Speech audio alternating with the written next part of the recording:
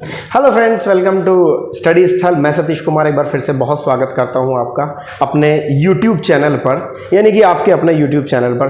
दोस्तों, मैं थोड़ा सा पहले की चीज़ आपको बता दूं। जैसा कि आपको सब पता है कि नोटिफिकेशन जारी हो चुका है पैट का। जो पैट का एग्ज़ाम है उसमें जितना वेटेज चीज़ों का होता है उसके ऊपर सबसे पहले हम डिस्कशन कर चुके हैं, हमारी टीम डिस्कस कर चुकी है। इन सारी चीज़ों के ऊपर हमारी टीम डिस्कस कर चुकी है। फिर भी मैं थोड़ा आपको बता दूँ कि समूह सी यानी कि कैटेगरी सी के लिए जो एलिजिबल होंगे लोग, उसके लिए पैट बहुत ज़्यादा ज़रूरी है। ये बहुत ज़्यादा पहले ही बताया जा चुका है, तो ज़्यादा फोकस मैं नहीं मारूंगा। मैं फोकस मारूंगा अपनी टीम के द्वारा किए गए अनाउंसमेंट के ऊपर, जहां बताया गया था आपको कि हम आपके लिए लेकर के आए हैं पैट के पूरे सिलेबस की लगातार वीडियोस आपके लिए, और उसी के सिलसिले में, उसी लगातार सिलसिले में लगे रहने की वजह से हम लोग पहली क्लास में आज आपके लिए हाजिर हैं, जहां मैं बात करूंगा आपसे इंग्लिश के वेटेज के बारे में और इंग्लिश की चीज़ों के बारे में, और थोड़ा सा आपको लेकर के चलूंगा इंग्लिश के वर्ड्स की तरफ, थोड़ा सा लेकर के चलेंगे इंग्लिश के सिलेबस की तरफ। दोस्तों, जैसा कि आपको पहले भी बता दिया गया है कि 5 नंबर का वेटेज होता है इंग्लिश का, और इंग्लिश जो है वो, देखिए मैं एक बात मानता हूं व्यक्तिगत रूप से कि अगर आप 100 नंबर के एग्जाम्स में बैठते हैं और वहां आपको ऐसा लगता है कि 95 नंबर मेरे तो पक्के हैं, लेकिन 5 अगर मैं छोड़ भी दूंगा तो कोई बात नहीं है, चलेगा। तो आपको बताना चाहूंगा दोस्तों, अगर आप नहीं कर रहे हैं ना वो 5 नंबर का तैयारी, तो कोई दूसरा कर रहा है 5 नंबर की तैयारी। अब देखिए, अब थोड़ा करके बहुत सारा होता है। 5 नंबर का आप लैंग्वेज का पोर्शन लेंगे, 5 का किसी और का लेंगे, 5 का किसी और का लेंगे, तो आपको छोड़ने में मेरे हिसाब से कोई भी किसी भी तरीके का कोई लाभ नहीं है। कारण उसका यह है जो मैंने आपको बताया कि अगर आप उस 5 नंबर को छोड़ते हैं तो भैया कोई ना कोई तो कर रहा है। दोस्तों, कोई ना कोई तो उस 5 नंबर की तैयारी कर रहा है ना। कहीं ऐसा ना हो कि उस 5 नंबर्स में से, उन 5 नंबर्स में से आप 1 नंबर या 2 नंबर पीछे रह जाएं और सामने वाला 1 या 2 नंबर आगे चला जाए, तो भी आपके हारने के चांसेस बनते हैं, तो भी आपके उस पैट के एग्जाम्स में से निकलने के चांसेस बनते हैं। इसलिए मैं और मेरी टीम, और न सिर्फ मैं और मेरी टीम बल्कि आप भी ये चाहें कि हम लोग एक एक नंबर की अहमियत को समझें और उसी तरीके से लेकर के आगे चलें। तो मैं जो आज आपको बताने वाला हूं वो बताने वाला हूं कि पैट में जो इंग्लिश लैंग्वेज का जो कंप्लीट सिलेबस है वो किस प्रकार से है, ये कितने नंबर का आने वाला है। दोस्तों, पैट डिस्कस ऑलरेडी हम लोग कर चुके हैं, और give me a moment please. PAT जो पहले हम लोग डिस्कस कर चुके हैं, इंग्लिश का लैंग्वेज पोर्शन जो होता है वो कितना होता है और किस किस तरीके से होता है, मैं इसके ऊपर डिस्कस करूंगा। देखिए, सबसे पहले तो मैं जो हाल ही में एग्जाम्स हुए हैं, माने पिछले साल जो एग्जाम हुआ है और उसके पिछले साल जो एग्जाम्स हुए हैं उनके बारे में मैं आपसे डिस्कस करूंगा, किस किस प्रकार से सिलेबस आया है और असल में पैट में किस प्रकार से सिलेबस को शो किया गया है और एग्जाम्स में जो देखा गया है वो क्या देखा गया है। तो सबसे पहले मैं आता हूं पैसेज की तरफ। देखिए, ये जो 5 नंबर का वेटेज है, यहां जो 5 नंबर्स हैं, तो उन 5 नंबर्स में से किस प्रकार से कैटेगरी वाइज डिवाइड किया जाता है, किस प्रकार से चीजों को बांटा जाता है, वो मैं लेकर के आता हूं। सबसे पहले तो मैं आपको बता दूं भाई, देखिएगा दोस्तों, ग्रामर का जो पोर्शन है पिछले जो 2 सालों में देखा गया है, हालांकि पैट हर बार अपने नोटिफिकेशन में ये बताता है कि वो ग्रामर का पोर्शन दे रहे हैं, ग्रामर का पोर्शन आएगा या ग्रामर का पोर्शन देंगे, लेकिन पिछले 2 साल में देखने को मिला है कि ग्रामर से एक भी क्वेश्चन नहीं आया है। क्वेश्चंस जो आए हैं हमारे वो पैसेज से आए हैं, या एंटोनियम से आए हैं, या सिनोनियम से आए हैं, या फिर वन वर्ड सब्स्टिट्यूशन से आए हैं। और इनको भी मैं थोड़ा सा आपको कैटेगराइज कर दूं कि जो पैसेज है वो हमें 2 मार्क्स देकर के जाता है, यानी कि 2 नंबर्स देकर के जाता है, और एंटोनियम से 1, उसके बाद में सिनोनियम से 1, उसके बाद में वन वर्ड सब्स्टिट्यूशन से भी 1 नंबर आता है। 2 और 1 3 और 1 4 और उसके बाद में 1 5। इस तरीके से हमारे 5 नंबर पक्के होते हैं, और मैं ये चाहूंगा कि आप इन 5 नंबर्स में से, देखिए मेंटेलिटी किसी भी तरीके की हो सकती है, जिस तरीके से आप ये सोच सकते हैं कि 5 नंबर छोड़ भी दूं तो कोई दिक्कत नहीं, इस तरीके से सामने वाला भी सोच सकता है कि अगर 5 नंबर में छोड़ भी दूं तो चलेगा। लेकिन मैंने अभी भी आपको बताया कि एक एक नंबर इंपॉर्टेंट है। आप कंपटीशन के इरा में हैं जहां 300 लोगों या 333 लोगों पर 1 वैकेंसी होती है। अब ऐसे कंपटीशन के इरा में अगर आप बैठते हैं और आप 5 नंबर की किसी चीज को नेग्लेक्ट करते हैं, 5 नंबर की किसी क्वेश्चन को, किसी वेटेज को आप अगर नेग्लेक्ट करते हैं, आप अगर अनदेखा करते हैं, तो ये आपके लिए बहुत भारी हो सकता है। इसलिए मैं चाहूंगा कि आप एक एक नंबर को बहुत जबरदस्त, बहुत सीधे तरीके से लेकर के चलें और एक एक चीज को पढ़ें कि आखिर चीजों में क्या। वैसे भी बहुत मुश्किल नहीं है, पैट की जो इंग्लिश लैंग्वेज है वो बड़ा आसान सा आने वाला है। मैं आपको जितनी वोकैबुलरी पढ़ाऊंगा, देखिए मैं भी ज्यादा वोकैबुलरी पे फोकस डालूंगा, क्योंकि मैं ये मानता हूं, हालांकि ऐसा नहीं है कि ग्रामर नहीं पढ़ाई जाएगी, ग्रामर भी पढ़ाई जाएगी, लेकिन ऐसा हो सकता है कि पैसेज पे, एंटोनियम, सिनोनियम और वन वर्ड पे आपको ज्यादा फोकस डाला जाए, क्योंकि कारण उसका यह है कि जो प्रीवियस एग्जाम्स हम लोग देख देखते हैं उसमें ज़्यादा जो वेटेज रहा है इन तीनों चारों चीज़ों का रहा है, इसलिए ग्रामर पे फोकस तो डाला जाएगा लेकिन वो थोड़े कम हिस्से में डाला जाएगा। तो आज मैं शुरुआत भी करूँगा, आपको कुछ वर्ड्स भी बताऊँगा और मेरे जो वर्ड्स को याद कराने का तरीका होगा ना, आप देखिएगा आप वीडियो में आगे कितना यूनिक होगा, जहाँ से आप लोग ये जान पाएंगे कि किस किस तरीके से हम चीज़ों को समझ सकते हैं।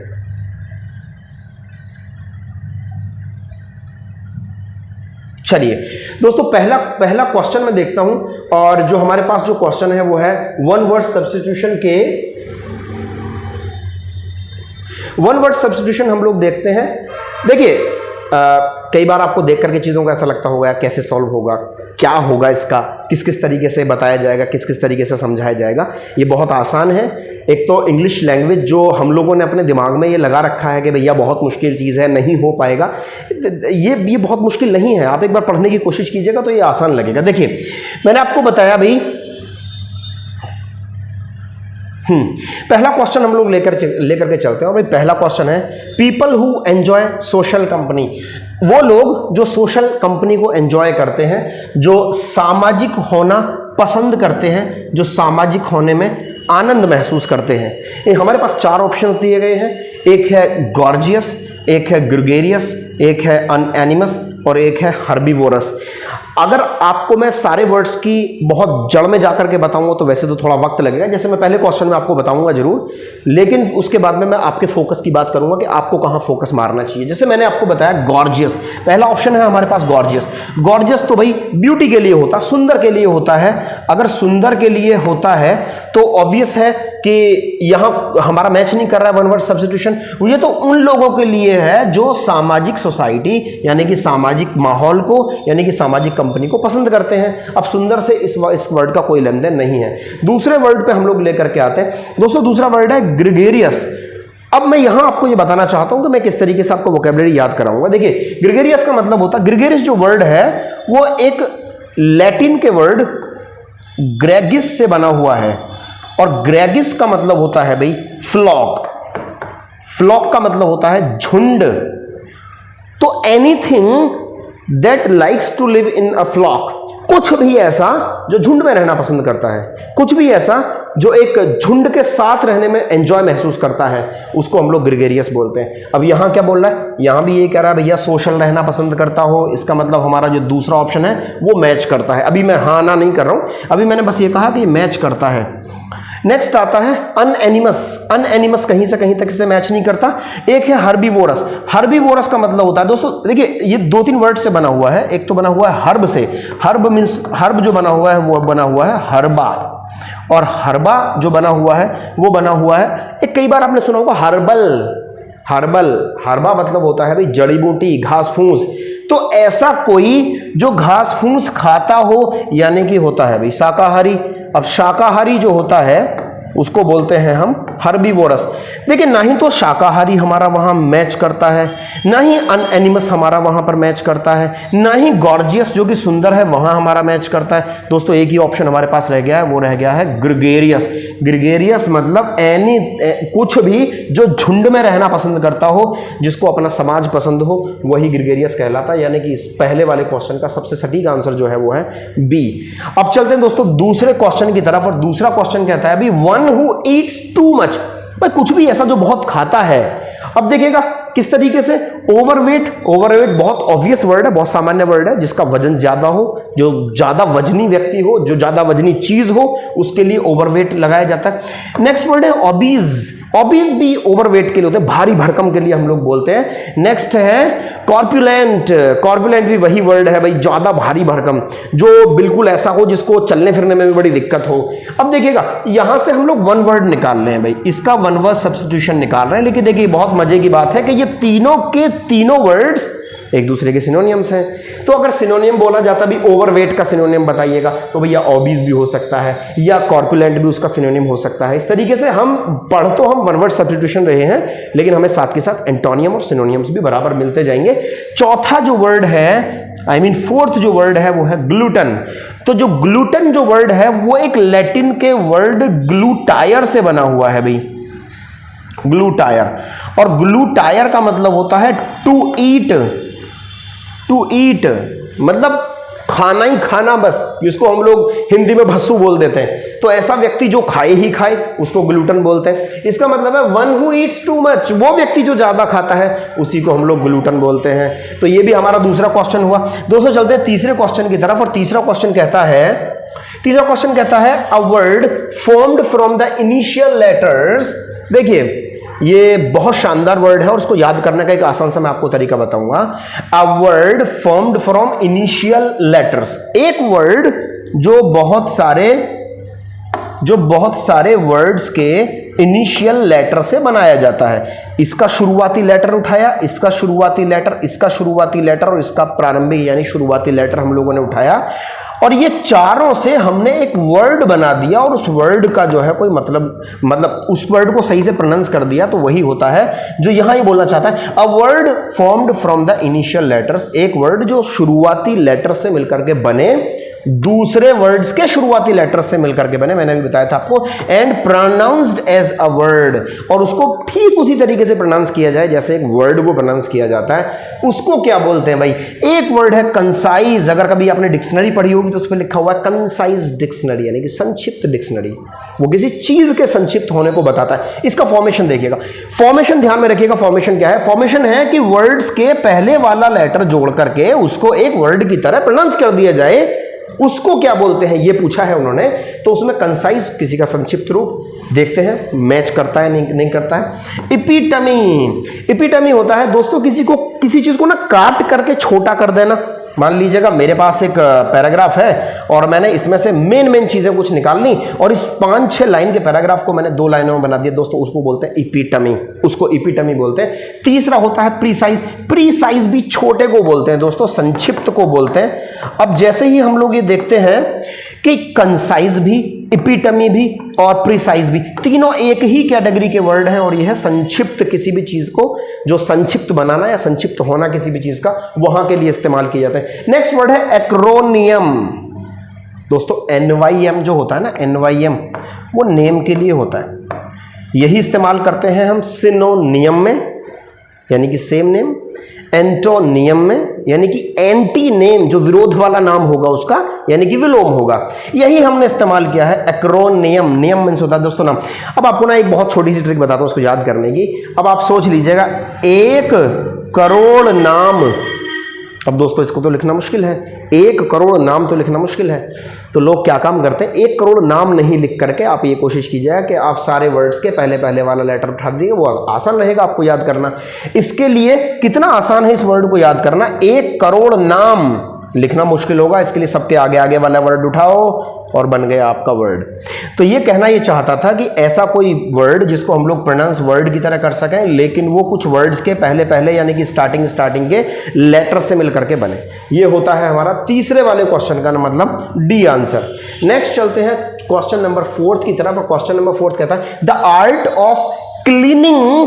भाई आर्ट है, एक कला है, क्या करने की, क्लीन करने की यानी कि साफ करने की, एंड प्रिजर्विंग उसको सुरक्षित रखने की। किसको रखने की? एनिमल स्किन, भाई जानवरों की चमड़ी को सुरक्षित रखने की और उसको साफ सफाई करने की कला को क्या बोलते हैं? एक वर्ड लिखा हुआ टैक्सोनोमी, एक वर्ड लिखा हुआ है दोस्तों, इसको ना कुछ काटने या विभाजित करने को भी टैक्सोनोमी बोलते हैं। एक है इटाइमोलॉजी, बहुत अहम वर्ड है भाई, और इतना अहम वर्ड है अगर आप किसी भी भाषा से बिलोंग करते हैं तो मैं कहूंगा इस वर्ड को तुरंत अपनी डिक्शनरी में उतारिएगा, तुरंत अपनी कॉपी में उतारिएगा, इस वर्ड को सर्च कीजिएगा। ये न सिर्फ इंग्लिश में बल्कि हिंदी में भी आपको उतना ही ज्ञान देगा। इटाइमोलॉजी का मतलब होता है शब्द ज्ञान, शब्द इतिहास, माने कि शब्द ये कहां से बनकर के आया। जैसे मैं शायद इसमें बताऊंगा आपको। हाँ, ये वर्ड ले लेते हैं, देखिए उदाहरण के तौर पे ये वर्ड ले लेते हैं। ये वर्ड आया कहां से है? देखिए दोस्तों डर्माटोलॉजी बना हुआ एक वर्ड होता है डर्मा ग्रीक का वर्ड है, और डर्मा का मतलब होता है भैया स्किन। अब लोजी जो वर्ड है वो लोगस से बना हुआ है, लोगस, और लोगस का मतलब होता है स्टडी या साइंस। अब देखिए कितना आसान है ये। इसकी इटाइमोलॉजी मैंने आपको बताई है। इटाइमोलॉजी असल में आपको ये बता दी है कि किस वर्ड की उत्पत्ति कहां से हुई है, कौन सा वर्ड कहां से आया है और किन किन वर्ड से मिलकर के बना हुआ है, ये सारा का सारा देखिए। जिस तरीके से मैंने आपको बताया, द स्टडी ऑफ स्किन मतलब है स्किन का जो साइंस है, या स्किन की जो अध्ययन है वो डर्मेटोलॉजी कहलाती है, यानी कि जिसको हम लोग बोलते हैं स्किन अध्ययन, यानी कि खाल अध्ययन जिसको हम लोग बोलते हैं। तो ये वाला वर्ड देखा हमने, इटाइमोलॉजी। इटाइमोलॉजी का मतलब होता है किसी शब्द का जड़मूल, है ना। डर्मेटोलॉजी देखा हम लोगों ने, तो वो होता है स्किन स्टडी। नेक्स्ट है टैक्सीडर्मी। दोस्तों डर्मा तो इसमें भी आया है, डर्म जो है वो डर्मा से बना हुआ है, डर्मा मतलब स्किन। और दोस्तों ये टैक्सीडर्मी वर्ड होता है वो होता है किसी भी जानवर की खाल को रखना, उसे साफ करना, इवन उसकी तस्करी करने को भी हम लोग टैक्सीडर्मी बोलते हैं। इसके लिए जो आपका 4th नंबर क्वेश्चन का नंबर सी ऑप्शन बिल्कुल करेक्ट है। नेक्स्ट देखते हैं और क्वेश्चन नंबर 5 की तरफ चलते हैं। क्वेश्चन नंबर 5 कहता है दोस्तों, question number 5 says one who makes and sells sweets and pastries. भैया एक वो जो स्वीट्स को या पेस्ट्रीज को बनाता हो और बेचता हो। बहुत ज्यादा मुझे इसमें रहने की जरूरत नहीं है, बड़ा सामान्य सा वर्ड है, और इतना सामान्य वर्ड है कि सब कुछ शायद आप देख करके समझ गए होंगे। कॉबलर मीन्स होता है भैया मोची, बार्बर मीन्स होता है नाई, ग्रोसर मीन्स होता है जो आपको जनरल स्टोर का सामान देता है। नेक्स्ट है भाई कन्फेक्शनर। ये तो बड़ा आसान सा, बड़ा सामान्य सा वर्ड है। जब आप कन्फेक्शनरी पे जाते हैं तो भैया यही खाते हैं, वहाँ स्वीट्स मिलते हैं, पेस्ट्रीज पेटीज मिलते हैं, तो यही सारा का सारा है। अब आपका जो नंबर 5 का जो करेक्ट ऑप्शन बनता है वो बनता है भाई आंसर नंबर सी। नेक्स्ट आता है number 6, question number 6। Question number 6 says, भाई क्वेश्चन नंबर 6 कहता है a person who is skilled, एक पर्सन जो स्किल्ड हो, जिसमें कौशल हो किसका, एट राइटिंग ब्यूटीफुल, वो बहुत शानदार तरीके से, सुंदर तरीके से लिख सके, ऐसा कौशल किसी व्यक्ति में हो तो उसको क्या बोलेंगे। मैं नीचे से शुरू करता हूं क्योंकि आपको एक टाइमोलॉजी इस वर्ड की मुझे बतानी है। पेंटर कहीं मैच नहीं करता, पेंटर तो भैया पेंटिंग करने वाले को बोलते हैं, जो पेंट करता है ना उसको पेंटर बोलते हैं। नेक्स्ट है कार्टूनिस्ट, जो कार्टून बनाता है। भैया हमने बना दिया एक कार्टून तो हम हो गए कार्टूनिस्ट, तो ये हो गया कार्टूनिस्ट। अब इसमें अच्छी राइटिंग का तो कोई जिक्र नहीं हुआ। नेक्स्ट है आर्टिस्ट, जिसकी आर्ट अच्छी हो उसको आर्टिस्ट बोलते हैं। और नेक्स्ट हमारे पास में वर्ड आता है कैलीग्राफर। दोस्तों कैलीग्राफर का मतलब होता है, वो कैलीग्राफर जो वर्ड है वो कैलोस से बना हुआ है। कैलोस मतलब होता है ब्यूटीफुल, ब्यूटीफुल। और ग्राफर जो वर्ड बना हुआ है वो ग्राफीन से बना हुआ है। ग्राफीन मतलब होता है भैया राइटिंग, राइटिंग मतलब होता है लिखाई, लिखावट, मतलब है ब्यूटीफुल राइटिंग, सुंदर लिखावट। और ई आर का मतलब होता है इंग्लिश में कोई भी डूअर, कोई भी करने वाला। भैया टीच के पीछे लगा दीजिएगा ई आर, इसका मतलब बन जाएगा पढ़ाने वाला। प्ले के पीछे लगा दीजिएगा ई आर, तो इसका मतलब बन जाएगा खेलने वाला। ई आर मैंने यहां लगा दिया, इसका मतलब सुंदर लिखने वाला। इसका मतलब वर्ड बनता है कैलीग्राफर, जो है वो राइट वर्ड है। आपके क्वेश्चन नंबर 6 के लिए राइट ऑप्शन जो है वो ए है। नेक्स्ट देखते हैं क्या बोलता है भाई। नेक्स्ट है क्वेश्चन नंबर 7। क्वेश्चन नंबर 7 कहता है द स्टेटिस्टिकल, सांख्यिकी स्टडी, सांख्यिकी study of the population, population की सांख्यिकी स्टडी जो है वो क्या होती है, सोशियोलॉजी। लॉजी का तो मैंने आपको बताया भी स्टडी या साइंस होता है, ठीक है, यहां तक तो ठीक है। और सोशियो जो है वो बना हुआ है भैया सोसाइटी के लिए, तो सोसाइटी का अध्ययन अगर करना हो तो सोशियोलॉजी हो गया। लेकिन यहां सोसाइटी का अध्ययन नहीं करा रहा है, यहां जो हमसे अध्ययन करा रहा है वो पॉपुलेशन का करा रहा है। नेक्स्ट इसीलिए है डेमोग्राफी। दोस्तों डेमोग्राफी जो है ना वो सही ऑप्शन है क्वेश्चन नंबर 7 का, क्योंकि साइकोलॉजी, जो साइकोलॉजी है, लॉजी लोगस से बना हुआ है। लोगस मैंने आपको बताया स्टडी है या फिर साइंस है, अभी कुछ टाइम पहले मैंने आपको बताया स्टडी या साइंस। और जो साइको है दैट बिकम्स फ्रॉम साइकिक, और साइकिक मतलब होता है भाई माइंड या स्पिरिट। माइंड या स्पिरिट के लिए हम लोग इस्तेमाल करते हैं साइको का। तो साइकिक, माइंड या spirit, it means the study of spirit, study of mind यानी कि दिमाग का अध्ययन, यानी कि मन का अध्ययन साइकोलॉजी कहलाता है। नेक्स्ट है एंथ्रोपोलॉजी। एंथ्रोपोलॉजी मतलब होता है मानव शास्त्र। तो मतलब हमारा जो राइट ऑप्शन होता है नंबर 7 के लिए वो होता है दोस्तों क्वेश्चन बी, यानी कि डेमोग्राफी। नेक्स्ट है दोस्तों, नेक्स्ट आता है नंबर 8 प्लेस फॉर कलेक्शन।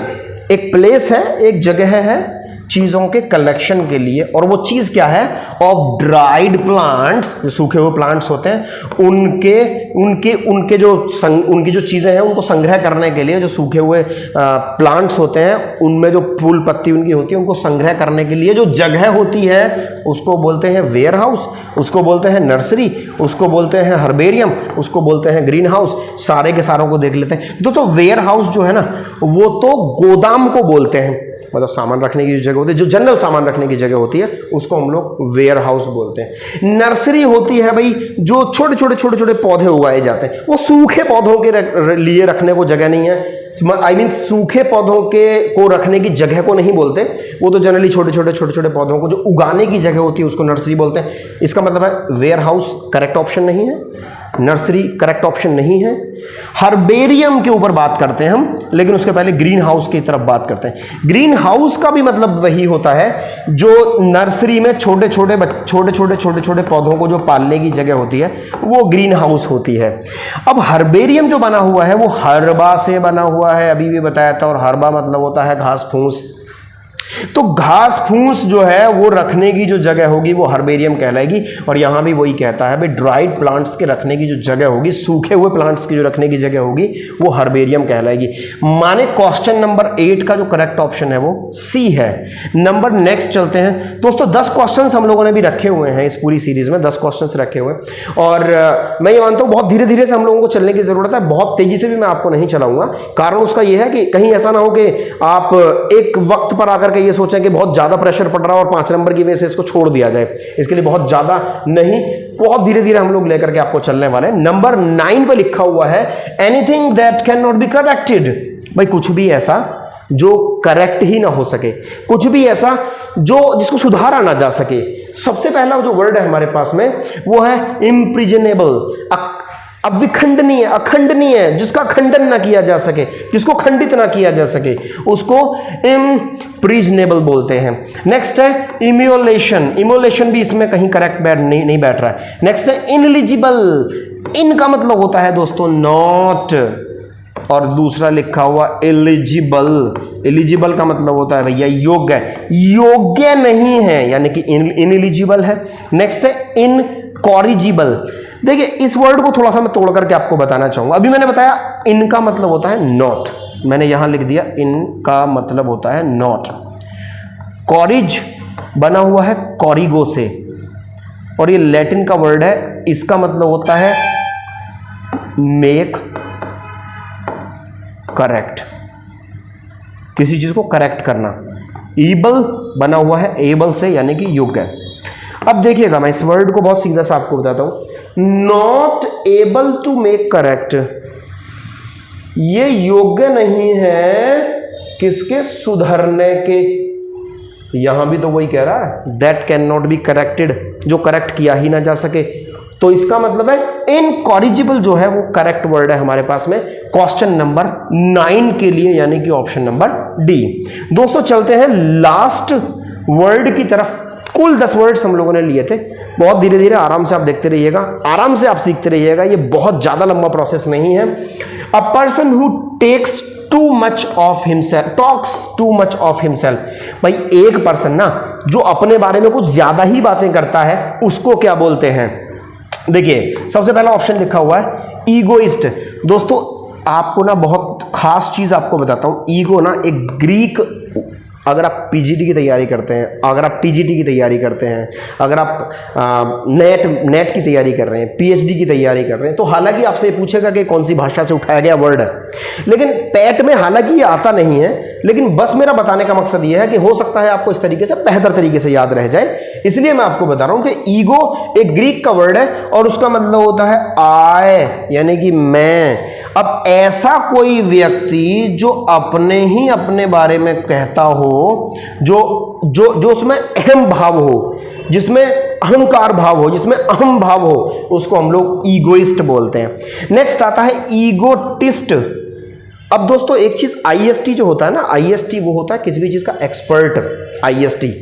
तो एक्सपर्ट है ये किस चीज में, मैं की बात करने में। टी फॉर टॉकेटिव मान लीजिएगा, टी फॉर मान लीजिएगा भैया टॉकेटिव है, मतलब है ये वो पर्सन है जो खुद के बारे में ही बात करता है। टॉकेटिव मतलब होता है भैया बातूनी।